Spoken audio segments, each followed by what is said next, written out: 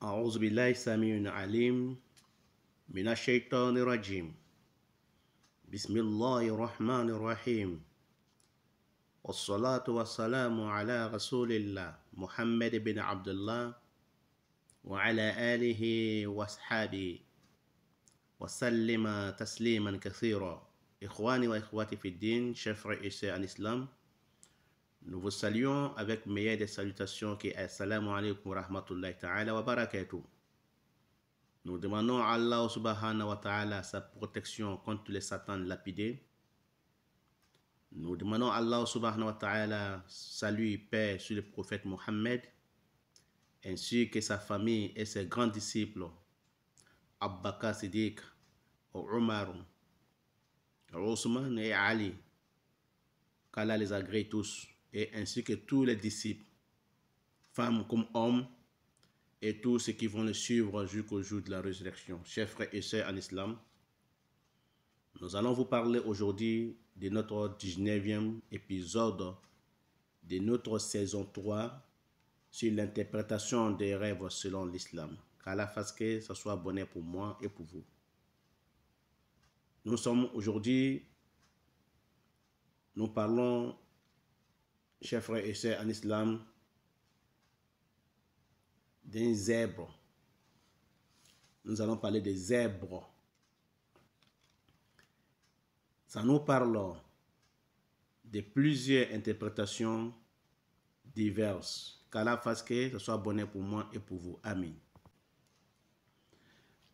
Quand on voit les zèbres dans son rêve, ça nous parle d'un homme rapide dans tout ce qu'il fait dans ce monde. Et ça peut nous parler aussi d'un homme métis, élégant, aimé par tous, femmes comme hommes. Ça peut nous parler aussi d'un sorcier ou un magicien ou un charlatan. Ça dépend de la façon que nous voyons notre rêve dans le sommeil. Ça peut parler aussi d'un homme bavard, un homme qui parle beaucoup, un homme qui passe son temps à parler toute la journée sur le bien ou sur le mal. Ça peut parler aussi d'un juif et sa religion. Ça peut parler aussi d'un hypocrite. Hypocrite dans la religion ou hypocrite dans la vie sociale. Si tu vois que tu montes dessus, c'est-à-dire que tu vois que tu es monté sur les zèbres dans les rêves, ou tu vois une personne monter dessus sans difficulté, ça parle d'un voyage très prochainement, où la personne va s'absenter de sa famille durant le reste de la vie quand il voit qu'il monte sur un zèbre sans difficulté. Voilà l'interprétation, chers frères et sœurs en islam. Ça peut nous parler de la personne qui va s'absenter de sa famille durant le reste de la vie. Et celui qui voit qu'il a égorgé les zèbres, là, ça parle de sa victoire sur des ennemis. Et celui qui voit la peau du zèbre avec lui, il s'est couvert avec ça, c'est-à-dire qu'il s'est couvert avec la peau du zèbre, ou il l'a porté comme un habit. Ça parle de sa protection.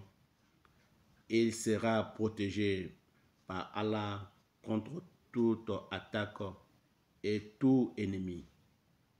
Allah fasse que ce soit bonheur pour moi et pour vous dans ce monde d'ici-bas et l'au-delà. Chers frères et sœurs en islam, n'oubliez pas que celui qui a créé, celui qui doit être adoré, et celui qui doit faire la loi, et c'est vers lui que nous allons nous retourner. C'est Allah subhanahu wa ta'ala. Allah le tout-puissant, le tout miséricorde Allah, le très miséricorde Allah. Chers frères et sœurs en islam, Allah subhanahu wa ta'ala nous a donné les rêves pour que nous puissions régler nos problèmes sans aller voir les charlatans, les marabouts et les sorciers et les devins. Les rêves est venu pour nous régler nos problèmes et avec istikhara. Istikhara aussi est venu pour régler les problèmes, ou le shura. Shura aussi est venu pour régler les problèmes. Qu'est-ce que c'est istikhara? Istikhara était une prière quand on fait, quand on a besoin de faire quelque chose, une entreprise, ou bien un voyage, ou bien un mariage. Donc nous faisons la prière de istikhara. Donc Allah subhanahu wa ta'ala va nous résoudre nos problèmes avec ça. Ou bien nous demandons à un frère concerté, nous consultons un frère, son avis, pour qu'il nous donne un bon conseil. C'est ce qu'on appelle shura, concertation. Faire la réunion avec un frère, ou aller voir un frère pour qu'il nous donne son idée. Nous rassemblons les deux idées ou plusieurs idées pour pouvoir entamer notre projet. Et chers frères et sœurs en islam, c'est ce qu'on appelle shura al-istikhara. Donc, le prophète Mohammed nous dit, il n'y a pas regretté celui qui a fait istikhara ou celui qui a fait le shura avant de commencer son projet. Donc, chers frères et sœurs en islam, l'interprétation des rêves en ajoutant sur le istikhara ou shura, ça nous aide à régler nos problèmes, même si nos problèmes étaient ambigus. Grâce à l'intervention de istikhara et shura et les rêves que nous faisons avec bonne interprétation, nous n'avons pas besoin d'aller voir un charlatan ou un marabout ou un devin ou un sorcier. Voilà, chers frères et sœurs en islam, qu'Allah fasse que ce soit bonheur pour moi et pour vous dans ce monde d'ici-bas et l'au-delà. Amen. Nous allons nous retrouver sur notre 19e épisode de saison 3. Qu'Allah fasse que ce soit bonheur pour moi et pour vous. Amen. Wa ila lika.